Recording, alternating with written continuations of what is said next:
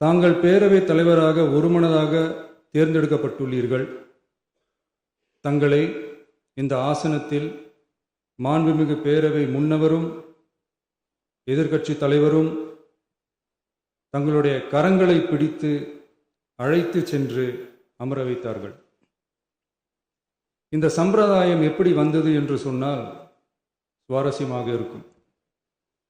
பெரிய வரலாறு சம்பவத்தில் உள்ளது. இங்கிலாந்து நாட்டில் உள்ள பாராளுமன்ற நடைமுறைகளை போன்றதே நம்முடைய பாராளுமன்ற நடைமுறைகளும்.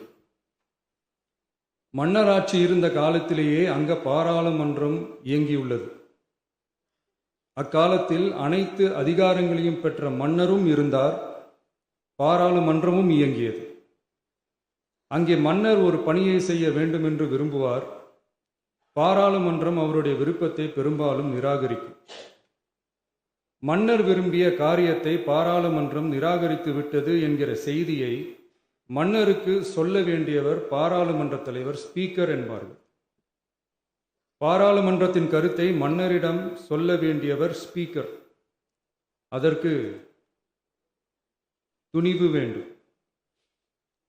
சில பணிகளை செய்வதற்குத்தான் பாராளுமன்றத்தின் அனுமதி வேண்டுமே தவிர அந்த ராஜ்யத்தில் உள்ள எந்த பிரஜைக்கும் மரண தண்டனை விதிக்கும் அதிகாரம் மன்னருக்கு உண்டு.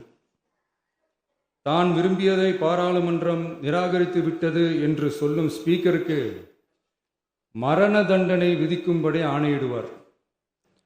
தலையை வெட்டி விடுங்கள் என்று ஆணையிடுவார்கள். இது பலமுறை நடந்ததால் யாருமே இந்த ஸ்பீக்கர் பதவிக்கு வர விரும்ப மாட்டார்கள். எனவே புதிதாக பாராளுமன்றம் அமையும் போது ஸ்பீக்கர் பதவிக்கு ஒருவர் அறிவிக்கப்பட்டவுடன் அவர் உடனே தலை தப்பித்தால் போதும் என்று ஓட்டம் பிடிப்பார்.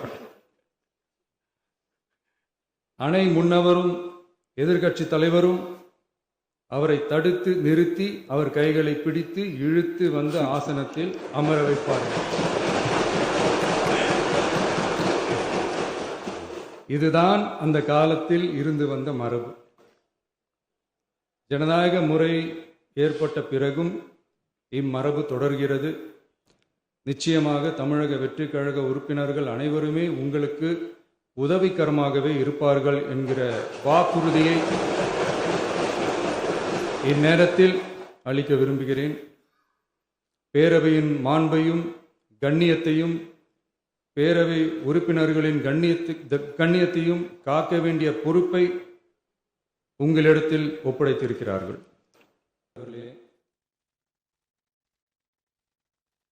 மக்களே மக்களுக்காக மக்களால் நடத்தும் ஆட்சி மக்களாட்சி என்றார் அமெரிக்க முன்னாள் குடியரசுத் தலைவர் திரு ஆபிரகாம் லிங்கன். இன்றைக்கு அமைந்துள்ள மக்களாட்சி மலர்வதற்கு மக்களிடம் உள்ள பெரும் எதிர்பார்ப்பு, அவர்களுடைய எதிர்பார்ப்புகளை இப்பேரவையின் கவனத்திற்கு கொண்டு வந்து அதனை செயல்படுத்துவதற்கான திட்டங்களை, சட்டங்களை அமல்படுத்த வேண்டிய பொறுப்பு இப்பேரவைக்கு உள்ளது. அதிகமான மக்கள் அதிக நன்மைகளை இந்த ஆட்சி காலத்தில் நன்மை பெற்றுள்ளார்கள் என்கிற வகையில் நம்முடைய செயல்பாடுகள் அமைய வேண்டும். இங்கே அனைவரும் சமம். ஓர்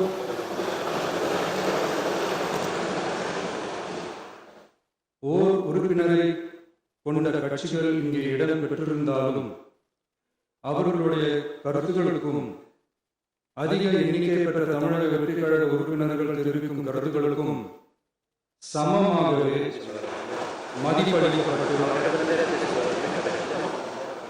நல்லவை ஏற்கப்பட்டு அல்லவை நிராகரிக்கப்பட்டு ஜனநாயகத்தின் இதயமாகவும் மூளையாகவும் இப்பேரவை செயல்பட வேண்டும். அதற்குரிய வகையில் பெருமை வாய்ந்த வரலாற்று சிறப்பு கொண்ட பேரவையை நடத்தி செல்லும் பண்பை பெற்றுள்ளவரையே தமிழக வெற்றி கழகம் முன்மொழிந்து தாங்கள் இன்றைக்கு இந்த ஆசனத்தில் அமர்ந்துள்ளீர்கள். மாண்புமிகு பேரவைத் தலைவர் அவர்களே, தாங்கள் பேரவைத் தலைவராக ஒருமனதாக தேர்ந்தெடுக்கப்பட்டுள்ளீர்கள். தங்களை இந்த ஆசனத்தில் மாண்புமிகு பேரவை முன்னவரும் எதிர்க்கட்சி தலைவரும் தங்களுடைய கரங்களை பிடித்து அழைத்து சென்று அமர வைத்தார்கள். இந்த சம்பிரதாயம் எப்படி வந்தது என்று சொன்னால் சுவாரஸ்யமாக இருக்கும். பெரிய வரலாறு சம்பவத்தில் உள்ளது. இங்கிலாந்து நாட்டில் உள்ள பாராளுமன்ற நடைமுறைகளை போன்றதே நம்முடைய பாராளுமன்ற நடைமுறைகளும். மன்னராட்சி இருந்த காலத்திலேயே அங்க பாராளுமன்றம் இயங்கியுள்ளது. அக்காலத்தில் அனைத்து அதிகாரங்களையும் பெற்ற மன்னரும் இருந்தார், பாராளுமன்றமும் இயங்கியது. அங்கே மன்னர் ஒரு பணியை செய்ய வேண்டும் என்று விரும்புவார். பாராளுமன்றம் அவருடைய விருப்பத்தை பெரும்பாலும் நிராகரிக்கும். மன்னர் விரும்பிய காரியத்தை பாராளுமன்றம் நிராகரித்து விட்டது என்கிற செய்தியை மன்னருக்கு சொல்ல வேண்டியவர் பாராளுமன்ற தலைவர், ஸ்பீக்கர் என்பார்கள். பாராளுமன்றத்தின் கருத்தை மன்னரிடம் சொல்ல வேண்டியவர் ஸ்பீக்கர். அதற்கு துணிவு வேண்டும். சில பணிகளை செய்வதற்கு தான் பாராளுமன்றத்தின் அனுமதி வேண்டுமே தவிர அந்த ராஜ்யத்தில் உள்ள எந்த பிரஜைக்கும் மரண தண்டனை விதிக்கும் அதிகாரம் மன்னருக்கு உண்டு. தான் விரும்பியதை பாராளுமன்றம் நிராகரித்து விட்டது என்று சொல்லும் ஸ்பீக்கருக்கு மரண தண்டனை விதிக்கும்படி ஆணையிடுவார். தலையை வெட்டி விடுங்கள் என்று ஆணையிடுவார்கள். இது பலமுறை நடந்ததால் யாருமே இந்த ஸ்பீக்கர் பதவிக்கு வர விரும்ப மாட்டார்கள். எனவே புதிதாக பாராளுமன்றம் அமையும் போது ஸ்பீக்கர் பதவிக்கு ஒருவர் அறிவிக்கப்பட்டவுடன் அவர் உடனே தலை தப்பித்தால் போதும் என்று ஓட்டு விடுவார். அணை முன்னவரும் எதிர்கட்சி தலைவரும் அவரை தடுத்து நிறுத்தி அவர் கைகளை பிடித்து இழுத்து வந்து ஆசனத்தில் அமர வைப்பார். இதுதான் அந்த காலத்தில் இருந்து வந்த மரபு. ஜனநாயக முறை ஏற்பட்ட பிறகும் இம்மரபு தொடர்கிறது. நிச்சயமாக தமிழக வெற்றி கழக உறுப்பினர்கள் அனைவருமே உங்களுக்கு உதவிகரமாகவே இருப்பார்கள் என்கிற வாக்குறுதியை இந்நேரத்தில் அளிக்க விரும்புகிறேன். பேரவையின் மாண்பையும் கண்ணியத்தையும் பேரவை உறுப்பினர்களின் கண்ணியத்தையும் காக்க வேண்டிய பொறுப்பை உங்களிடத்தில் ஒப்படைத்திருக்கிறார்கள். தற்காலிக பேரவைத் தலைவர் பொறுப்பில் மிக சிறப்பாக பணியாற்றிய நம்முடைய உறுப்பினர் திரு மூவி கருப்பையா அவர்களை சந்திக்க நேற்றுக்கு சென்றிருந்தேன். அங்கே முந்தைய பேரவைத் தலைவர்கள் படங்களை கண்ணுற்ற போது, அவர்களை பற்றி அறிந்த போது உண்மையிலே எனக்கு பெருமிதம் தந்தது. ஏனென்றால் எடுத்துக்காட்டாக விளங்கும் திரு ஜே சிவ சண்முகம் பிள்ளை, டாக்டர் யு கிருஷ்ணராவ், திரு எஸ் செல்லப்பாண்டியன் அவர்களுடைய வரிசையில் மிக சரியான ஒருவரையே நாம் முன்மொழிந்துள்ளோம் என பெருமை அடைகிறேன். அதே போன்றுதான் நம்முடைய பேரவை துணைத் தலைவர் அவர்களும் நீங்கள் இருவருமே மிக சாதாரண குடும்பத்தில் பிறந்து மக்கள் பணியாற்ற வேண்டும் என்கிற அவாவில் செயல்பட்டு வந்தவர்கள். குணம் நாடி குற்றமும் நாடி அவற்றுள் மிகை நாடி மிக கொளல் எனும் வள்ளுவரின் வாய்மொழிக்கேற்ப சட்டமன்ற நடவடிக்கைகள் சீராக, செம்மையாக, அமைதியாக நடைபெறும் வகையிலும் சட்டமன்ற ஜனநாயக பண்புகள், நெறிமுறைகள் பேணி பாதுகாக்கப்படும் வகையிலும் இந்த அவைக்கு பேரவை தலைவரும் பேரவை துணைத் தலைவரும் பெருமை சேர்ப்பீர்கள் எனும் நம்பிக்கை எனக்கு உண்டு. அரசியலுக்கு அப்பாற்பட்டு மனிதர்களை மதிக்கும் நல்ல பண்புகள் நிலைநாட்டப்பட வேண்டும். தமிழ் பண்பாடு போற்றப்பட வேண்டும். அவையின் மரபும் மாட்சிமையும் மதிப்பும் காக்கப்பட வேண்டும் என்ற நல்லெண்ணத்தின் அடிப்படையில் அந்த பதவியை ஏற்றுள்ள தங்கள் இருவராலும் காப்பாற்றப்படும் என்னும் நம்பிக்கையை மீண்டும் தெரிவித்து என் உரையை நிறைவு செய்கிறேன். நன்றி, வணக்கம். மாண்புமிகு பேரவை துணைத் தலைவர்கள் நன்றி உரையாற்றுவார்கள். ஹலோ. மாண்புமிகு பேரவைத் தலைவர் அவர்களே, வாழ்த்த வயதில்லை, ஆகையால் உங்களை வணங்குகின்றேன். வரலாற்று சிறப்புமிக்க இந்த பேரவையினுடைய முதல்வராக இங்கு வீற்றிருக்கக்கூடிய கழகத்தினுடைய தலைவர் அவர்களுக்கும், எதிர்க்கட்சி தலைவர் அவர்களுக்கும் மற்றும் அனைத்து சட்டமன்ற உறுப்பினர்களுக்கும், அமைச்சர் பெருமக்களுக்கும், அலுவலக நிர்வாகிகளுக்கும், தமிழக வெற்றி கழகத்திலிருந்து தேர்ந்தெடுக்கப்பட்ட ஒரு நபர் என்கின்ற முறையில் என்னுடைய வாக்குகளை நான் தெரிவித்துக் கொள்கின்றேன். முன்னரே நிறைய நபர்கள் இங்கே பேசியிருக்கின்றார்கள். கண்ணியமாக நடத்தப்பட வேண்டும் என்று. கடந்த காலங்களைப் போல் இது இருக்காது. தமிழக சட்டமன்றத்தினுடைய மரபுகள் பேணி காக்கப்படும். அதே சமயத்தில் எங்கள் எல்லைகளை கடக்காமல் நீங்களும் எங்களுக்கு பேரவையை அமைதியாக நடத்தி செல்ல நீங்களும் உதவி செய்ய வேண்டும் என்பதை நான் தெரிவித்துக் கொண்டு, பேரவையில் வீற்றிருக்கக்கூடிய அனைத்து பெருமக்களுக்கும், பேரவை பெருமக்களுக்கும் நன்றி கூறி விடைபெறுகிறேன். வணக்கம்.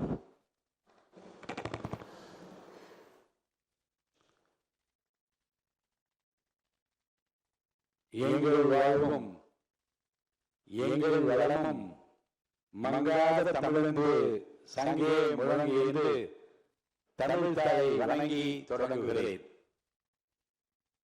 மக்கள் நெஞ்சங்களில் நீக்கமர நிறைந்திருக்கிற போற்றுதலுக்குரிய இந்திய திருநாடே, வியப்பால் விழிகளை உயர்த்தி தமிழ்நாட்டிலே இப்படி ஒரு முதலமைச்சரா என்று விழிகளை திறந்து போற்றி பாராட்டுகிற மாண்புமிகு தமிழ்நாடு முதலமைச்சர் அவர்களுக்கும், மாண்புமிகு அமைச்சர் பெருமக்களுக்கும், உடன் பொறுப்பேற்றிருக்கும் மாண்புமிகு பேரவை துணைத் தலைவர் மாண்புமிகு திரு மு. ரவிசங்கர் அவர்களுக்கும், மாண்புமிகு எதிர்க்கட்சி தலைவர் அவர்களுக்கும், வாழ்த்துறை வழங்கிய அனைத்து சட்டமன்ற கட்சி தலைவர்களுக்கும், மாண்புமிகு பேரவை உறுப்பினர்களுக்கும், பத்திரிகையாளர்கள் மற்றும் ஊடக நண்பர்களுக்கும் என்னுடைய பணிவான வணக்கங்களை முதலில் தெரிவித்துக் கொள்கிறேன்.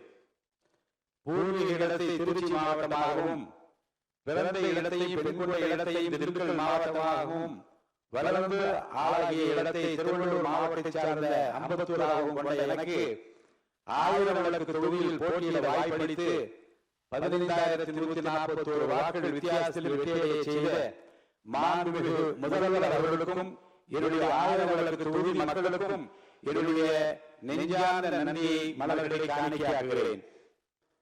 1980ஆம் ஆண்டு சட்டமன்ற உறுப்பினராக பொறுப்பேற்ற நான் முதல் நாள் இந்த வளாகத்திற்கு வந்தபோது என் தகப்பனார் ஜான் சாமுவேல் அவர்களும், தாயார் கமலம் சாமுவேல் அவர்களும், என் மூத்த அண்ணன் கிருபாகரன் அவர்களும், மூத்த அண்ணன் ஆரோக்கியராஜ் அவர்களும் இங்கே அமைந்துள்ள செயின்ட் மேரி சர்ச்சுக்கு அழைத்து சென்றார்கள்.